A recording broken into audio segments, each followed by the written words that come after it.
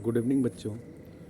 आज हम आपको बायोमॉलिक्यूल्स का एक टॉपिक प्रोटीन्स पढ़ाने चल रहे हैं। प्रोटीन्स ये बायोमॉलिक्यूल्स में सबसे बृहत अणु, ये लार्ज मॉलिक्यूल या मैक्रो मॉलिक्यूल्स होते हैं।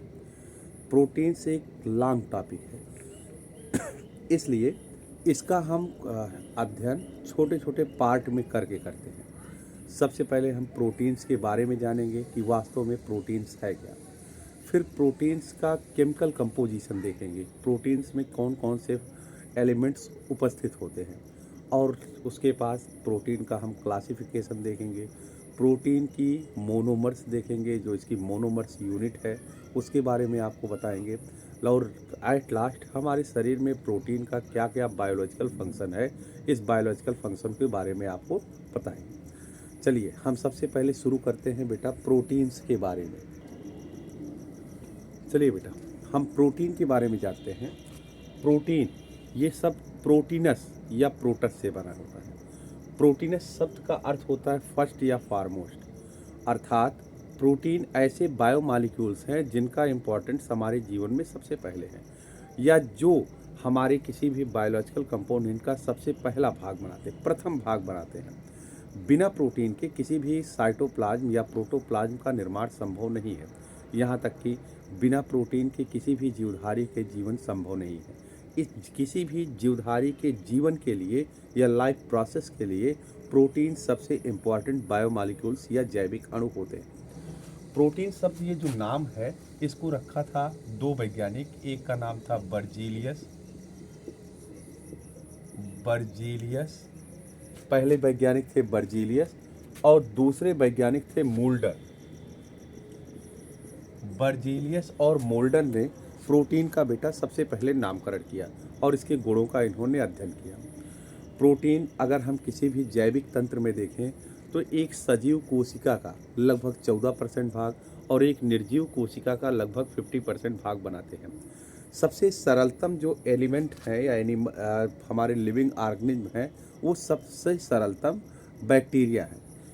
एक अनुमान है कि बैक्टीरिया में लगभग 6000 टाइप्स के मॉलिक्यूल्स होते हैं। कुल 6000 प्रकार के मॉलिक्यूल्स होते हैं। इन 6000 प्रकार के मॉलिक्यूल्स में केवल 3000 प्रकार के प्रोटीन्स मॉलिक्यूल्स उपस्थित होते हैं। इसका मतलब ये है कि पूरे बैक्टीरिया के कंपोजिशन का लगभग 50% भाग ये प्रोटीन बनाते हैं। हम देखते हैं बेटा प्रोटीन का केमिकल कंपोजिशन क्या है। कोई भी प्रोटीन्स होगी बेटा तो उस प्रोटीन्स में इसका जो केमिकल कंपोजिशन है,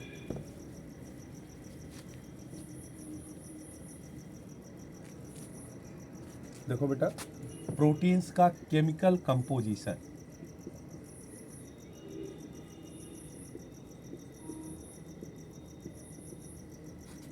केमिकल कंपोजिशन का मतलब बेटा रासायनिक संगठन। प्रोटीन में कौन कौन से एलिमेंट उपस्थित होते हैं। कोई भी प्रोटीन्स होगी तो उसमें कार्बन, हाइड्रोजन, ऑक्सीजन और नाइट्रोजन। नाइट्रोजन फिक्स है कि 16% नाइट्रोजन अवश्य पाई जाएगी। कोई भी प्रोटीन का जो केमिकल कंपोजिशन है उसमें कार्बन, हाइड्रोजन, ऑक्सीजन और 16% नाइट्रोजन अवश्य पाई जाएगी। इसके अतिरिक्त प्रोटीन में सल्फर तथा फास्फोरस ये दो एलिमेंट भी उपस्थित होते हैं, लेकिन सल्फर की मात्रा कंसंट्रेशन हमेशा फास्फोरस से अधिक होती है। सल्फर और फास्फोरस दोनों पाए जाते हैं। ये प्रोटीन का बेटा केमिकल कंपोजिशन है। अब प्रोटीन्स की हम एकलक इकाई देखते हैं, मोनोमर्स। प्रोटीन्स का मोनोमर्स क्या है।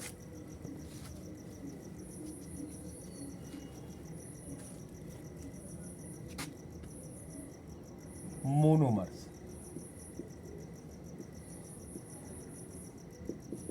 मोनोमर्स का मतलब होता है इकाई, प्रोटीन की एकलक इकाई। The functional unit of protein structure. Protein की जो सबसे संरचनात्मक इकाई है वही संरचनात्मक इकाई मोनोमर्स कहलाती है। प्रोटीन्स का मोनोमर अमीनो एसिड होता है। अमीनो एसिड, अमीनो अम्ल, ये प्रोटीन्स के मोनोमर्स होते हैं। प्रोटीन्स के अगर मोनोमर्स में देखें तो ये अमीनो एसिड, इनका जो सिंपल फार्मूला होता है वो कार्बन, इसका एक functional group single functional group amino group NH2, दूसरा फंक्शनल ग्रुप COOH, तीसरा फंक्शनल ग्रुप हाइड्रोजन मूलक और चौथा फंक्शनल ग्रुप ये विशिष्ट एल्किल मूलक होता है। ये प्रोटीन के अमीनो अम्ल का सिंपल फार्मूला है।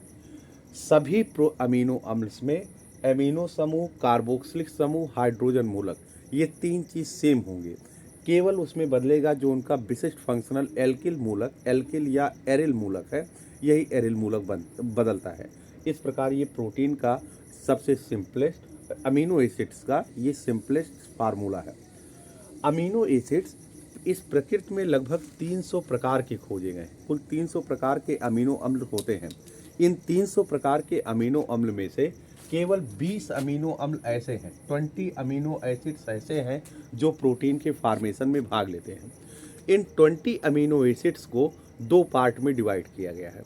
पहला अमीनो एसिड है जो हमारे भोजन के साथ हमको मिल जाता है। इनको भोजन के साथ ग्रहण करने की आवश्यकता होती है। जिस अमीनो एसिड्स को भोजन के साथ ग्रहण करने की आवश्यकता होती है उनको हम इसेंशियल या आवश्यक अमीनो अम्ल कहते हैं। इनकी कुल संख्या 20 है। इसी प्रकार बेटा जो ऐसे अमीनो अम्ल हैं जो हमारे शरीर के अंदर खुद डेवलप हो जाते हैं, उनको बाहर से भोजन के द्वारा ग्रहण करने की कोई भी आवश्यकता नहीं होती है। उन अमीनो अम्ल को हम नॉन इसेंशियल या अनावश्यक या अतात्विक अमीनो एसिड्स कहते हैं। इनकी भी संख्या हमारे शरीर में कुल 10 है।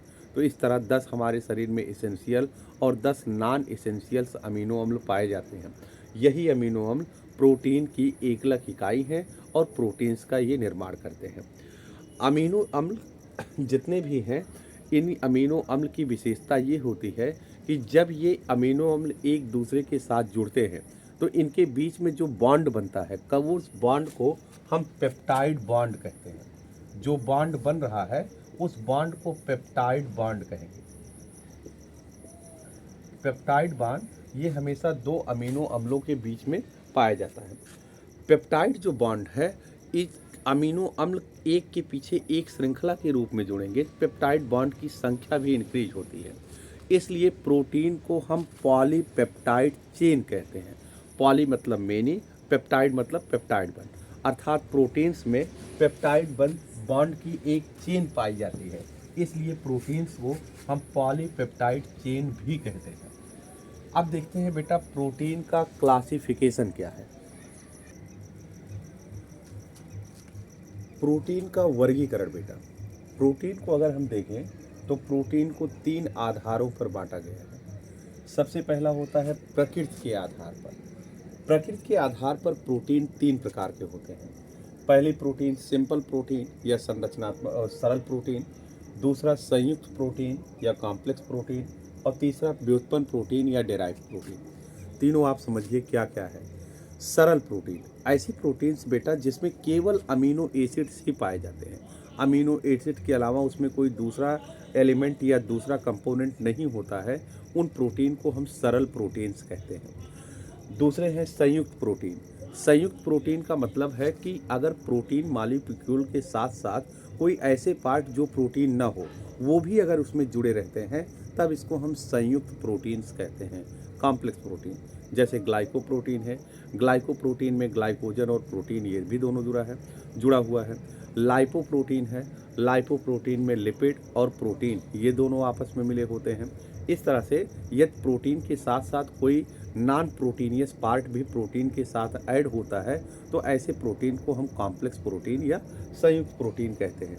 और तीसरा होता है डेराइव्ड प्रोटीन। डेराइव्ड प्रोटीन ऐसे प्रोटीन्स होते हैं जो सरल अथवा संयुक्त के हाफ या अधूरे जल अपघटन से बनते हैं। इनका अगर हाइड्रोलिसिस होता है तो हाइड्रोलिसिस इनकम्प्लीट रहता है। पूर्ण जल अपघटन न होकर अपूर्ण जल अपघटन होता है। अपूर्ण जल अपघटन से जो प्रोटीन्स बनते हैं उन प्रोटीन्स को हम डेराइव्ड प्रोटीन्स कहते हैं या व्युत्पन्न प्रोटीन। इसमें पेप्टोन्स और प्रोटियोजेज ये दो ऐसे प्रोटीन्स हैं जो डेराइव्ड प्रोटीन्स होते हैं। दूसरा है बेटा अणु की संरचना के आधार पर। अणु की संरचना के आधार पर भी प्रोटीन्स दो प्रकार के होते हैं। एक गोलाकार प्रोटीन या फाइब्रस प्रोटीन ग्लोबुलर प्रोटीन, और दूसरा तंतुवत प्रोटीन या फाइब्रस प्रोटीन होता है। नाम से बेटा स्पष्ट है, गोलाकार प्रोटीन अणुओं की संरचना गोल होती है तथा तंतुअत प्रोटीन जो होते हैं ये रेशेदार या फाइब्रस होते हैं। जैसे ग्लोबुलिन, ग्लोबुलिन एक ऐसा प्रोटीन है जो गोलाकार प्रोटीन है, जबकि मांसपेशियों में पाया जाने वाला एक्टिन और मायोसिन प्रोटीन ये फाइब्रस प्रोटीन की श्रेणी में आता है। तीसरा जो इसका वर्गीकरण है बेटा वो कार्य के आधार पर है। अगर हम कार्य के आधार पर देखें बेटा, तो कार्य के आधार पर प्रोटीन्स कई प्रकार के होते हैं। कुछ जो इम्पॉर्टेंट्स कार्य है प्रोटीन के फंक्शन, अगर आप ये आता है प्रोटीन के फंक्शन लिखिए, तो प्रोटीन का फंक्शन लिखते समय भी आप इसको आराम से लिख सकते हैं कि प्रोटीन के यही कार्य होते हैं। कार्य के आधार पर प्रोटीन को कई भागों में बांटा गया है। उसमें सबसे पहला है स्ट्रक्चरल या संरचनात्मक प्रोटीन। संरचनात्मक प्रोटीन ऐसे प्रोटीन होते हैं जो शरीर की विभिन्न संरचनाओं का निर्माण करते हैं। जो शरीर की विभिन्न संरचनाओं का निर्माण करेंगे उनको हम संरचनात्मक या स्ट्रक्चरल प्रोटीन कहते हैं। तीसरे होते हैं रेगुलेटरी। हमारे शरीर में जितनी भी वाइटल एक्टिविटी होती है ये कहीं ना कहीं प्रोटीन के कारण ही अफेक्टेड होती है। प्रोटीन ही इन वाइटल एक्टिविटी को नियंत्रित करने का कार्य करता है। इसलिए ऐसी प्रोटीन जो शरीर के वाइटल एक्टिविटी या जैविक क्रियाओं का नियंत्रण करती है उनको हम नियामक प्रोटीन कहते हैं। तीसरा एंजाइमी प्रोटीन। जितने भी एंजाइम है, पहले तो जानिए बेटा एंजाइम है क्या। एंजाइम ऐसे बायोमॉलिक्यूल्स होते हैं जिनका फॉर्मेशन हमारे शरीर की एक्सोक्राइन, जो हमारे शरीर की एक्सोक्राइन, हमारे शरीर में दो टाइप की ग्लैंड्स होती हैं, एक एंडोक्राइन होती है, एक एक्सोक्राइन। जो एक्सोक्राइन या बहिस्रावी ग्रंथियां हैं, यही बहिस्रावी ग्रंथियां हैं हमारे शरीर में एंजाइमों का स्रावन करती हैं। एंजाइम ये ऐसे एंजाइम को हम बायोकैटालिसिस भी कहते हैं। ये बायोकैटालिसिस इसलिए है क्योंकि हमारे शरीर में जो वाइटल एक्टिविटी की रेट होती है उन वाइटल एक्टिविटी के रेट को ये बढ़ाने का कार्य करते हैं। तीसरे हैं हार्मोनल प्रोटीन। कुछ ऐसे हार्मोन हैं जो प्रोटीन के द्वारा ही बनते हैं, इन्हीं प्रोटीन्स को हम हार्मोनल प्रोटीन कहते हैं। लास्ट में बेटा विजातीय प्रोटीन। विजातीय प्रोटीन ये सबसे ज़्यादा कंपटीशन एग्जाम में पूछा जाता है। विजातीय प्रोटीन ये ऐसे प्रोटीन होते हैं जो केवल कुछ एनिमल्स में ही और कुछ विशेष क्रिया के लिए पाए जाते हैं। ये सभी में नहीं मिलते हैं, ये केवल कुछ एनिमल्स में और कुछ विशेष एक्टिविटी के संचालन के लिए ही पाए जाते हैं। जैसे पोलर्स पर जो मछलियाँ होती हैं, ध्रुवों पर, ध्रुवों के जलाशयों में या समुद्र में जो मछलियाँ पाई जाती हैं, उनके शरीर का, उनके जो ब्लड है उस ब्लड को जमने से रोकने के लिए उसमें एंटीफ्रीज या प्रजामन प्रोटीन पाई जाती है। ये प्रोटीन ऐसी होती है जो बहुत कम तापमान पर भी उनके ब्लड को जमने नहीं देती है। कीटों के पंखों में रेसलिन प्रोटीन पाई जाती है। ये रेसलिन प्रोटीन ऐसी है जो केवल और केवल कीटों के पंखों में मिलती है और उनको लचीला बनाने का कार्य करती है। इसी प्रकार कुछ ऐसे प्लांट हैं जिनसे एक विशेष प्रकार की मीठी प्रोटीन निकलती है, इनको हम कहते हैं मोनेलिन। ये एक ऐसी प्रोटीन्स है जो कार्बोहाइड्रेट की तुलना या ग्लूकोज की तुलना में बहुत अधिक मीठी होती है और इसका हम उपयोग आर्टिफिशियल स्वीटनर या कृत्रिम मधुरक के रूप में करते हैं। ये सभी में नहीं पाया जाता है। इस प्रकार बेटा प्रोटीन्स हमारे शरीर के लिए सबसे ज़्यादा इम्पोर्टेंट है। अगर आपको इस प्रोटीन के टॉपिक पर बेटा कोई भी दिक्कत है, कोई भी चीज़ आपको समझ में नहीं आया है, तो आप हमारे कमेंट सेक्शन में लिखिए। ज़्यादा से ज़्यादा बच्चों को हमारे चैनल के बारे में बताइए, इनको सब्सक्राइब करने के लिए कहिए। धन्यवाद।